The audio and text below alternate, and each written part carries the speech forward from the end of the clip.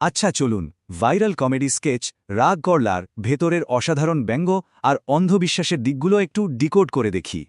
বিশ্বাসে মিলায়ে বস্তু, এই আইকনিক ডায়ালগটা কিন্তু পুরো গল্পের মূল সুর। অন্ধবিশ্বাসের ভিত্তিটা এখানেই দারুণভাবে লুকিয়ে আছে। খেয়াল করলেই দেখা যাবে আমাদের এই ভণ্ড কবিরাজ শুধু সস্তা কথা আর তোষামত দিয়েই মানুষের সরলতার সুযোগ নিচ্ছে। গল্পের শুরুতেই চমৎকারভাবে উঠে এসেছে ফুটবল উন্মাদনা, অন্ধভক্তি কিভাবে আঞ্চলিক রেশারেশির রূপ নেয় সেটাই এখানে দেখার বিষয়। কবিরাজের প্রথম টার্গেট কে জানেন? এমন এক ব্রাজিল ফ্যান যে বিশ্বকাপ জয়ের আশায় পুরো ২০টা বছর ধরে অপেক্ষায়। মজার ব্যাপার হলো জার্সির পেছনে ৩,০০০ টাকা উড়াতে রাজি থাকলেও নিশ্চিত বিশ্বকাপ জয়ে ৫০০ টাকা দিতেই চরম আপত্তি। প্রতারক লোকটা সাধারণ কলের পানিকে জাদু করে আশীর্বাদ বলে চালিয়ে দিতে একদম সাধারণ একটা ভৌগোলিক সত্যকে হাতিয়ার হিসেবে বানাচ্ছে।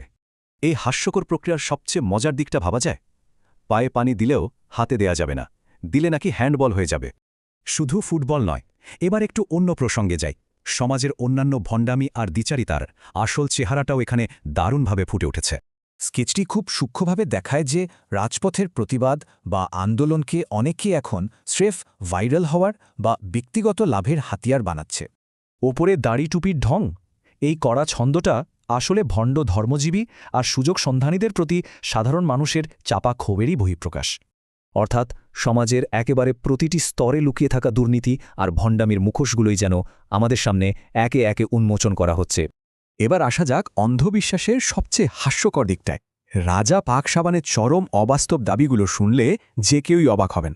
শুকরের রক্ত দিয়ে তৈরি সাবান বেহেশতে নেবে, এই অবাস্তবতাটাই প্রমাণ করে যে অন্ধবিশ্বাস মানুষকে আক্ষরিক অর্থেই অন্ধ বানায়। কোল্ড রিডিং, পুরো গল্পেই ভণ্ড লোকটি সাধারণ কিছু অনুমানকে ঐশ্বরিক জ্ঞান হিসেবে চালিয়ে দিতে এই মানসিক কৌশলটি ব্যবহার করে। ক্ষুধা লাগলে খাওয়া আর ঘুম আসলে ঘুমানোর মতো অতি সাধারণ বিষয়গুলোকেই সে অলৌকিক ক্ষমতার মোড়কে উপস্থাপন করে শিকার ধরে। এটি নিখুঁতভাবে প্রমাণ করে দেয় যে মানুষের অহংকার আর মিথ্যা তোষামোদি আসলে যে কোনো সফল প্রতারণার সবচেয়ে কার্যকরী হাতিয়ার।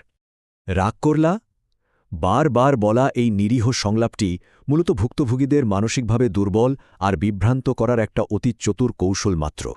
তাহলে আসল কৌতুক কোনটি? চতুর প্রতারকের চিত্রনাট্য নাকি প্রতারিত হওয়ার প্রতি সমাজের অদ্ভুত আগ্রহ? চারপাশের সবকিছুইকে প্রশ্ন করা জরুরি।